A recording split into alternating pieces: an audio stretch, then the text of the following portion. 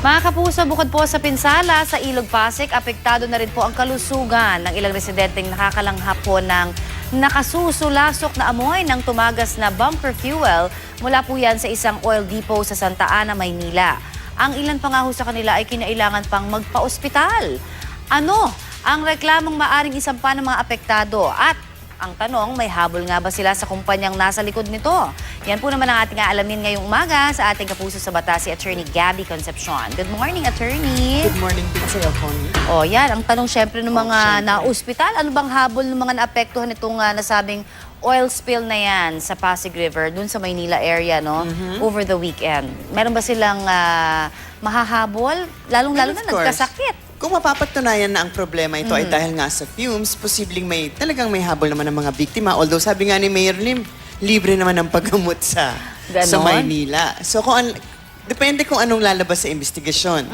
Dala ng pagpapabaya, kaya nagkaroon ng oil spill, dapat managot kung sino ang nagpapabaya. And those are the general rules naman talaga. That's right. Sa ilalim ng batas natin, pero mahalaga na malaman ang sanhi ng oil spill dahil din meron mga special laws tayo sa mga ganitong klaseng insidente. Tulad ng Republic Act 9483, ang Oil Pollution Compensation Act ng 2007, na applicable kung oil spill ay nangyari sa isang barko o barge. Kasi nung una, ang sinasabi nila, baka daw nanggaling sa isang barge ang spill. Tapos meron din tayong Clean Water Act na nag-a-address sa water pollution. At tulad nga sa mga sitwasyon na ganito, na nagkakaroon ng mga fumes, meron din tayong Clean Air Act. So, kailangan siya sa atin, pati yung liability kasi more than, of course, concerned tayo dun sa mga individual na apektado. But more than that, it's the greater concern for the other residents. That's diba? true. At So, kailangan natin tingnan kung yung mga iba't ibang batas ay nasusunod. Marami tayong batas, pero ito ba ay nasusunod is a different issue altogether. That's true, ano? Pero ito, kung sakaling natukoy na nga kung sino at ano yung sanhi, halimbawa ng problema, ano yung magiging liabilidad naman dyan nung sinasabing may kasalanan? Halimbawa, in this case, yung tinuturong may-ari, no? Oo. Actually, ang tagal nga bago lumabas kung sino ba talaga may-ari, di ba?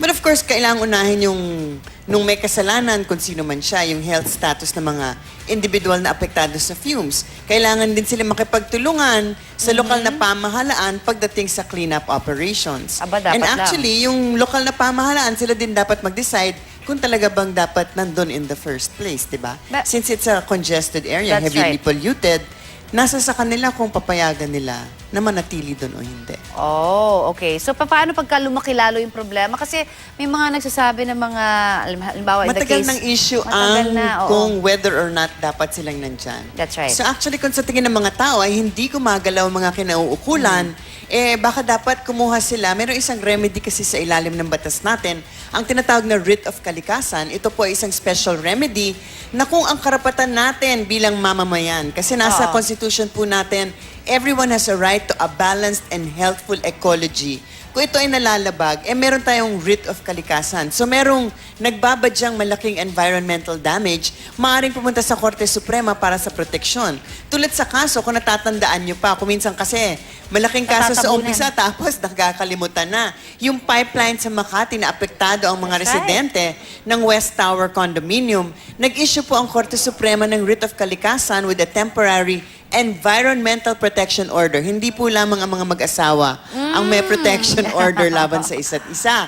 Meron din pong environmental protection order para i-cancela ang operasyon na naglilik na pipeline at saka dapat para mapuwersa sila, di ba? Or like yung cleanup ng Manila Bay.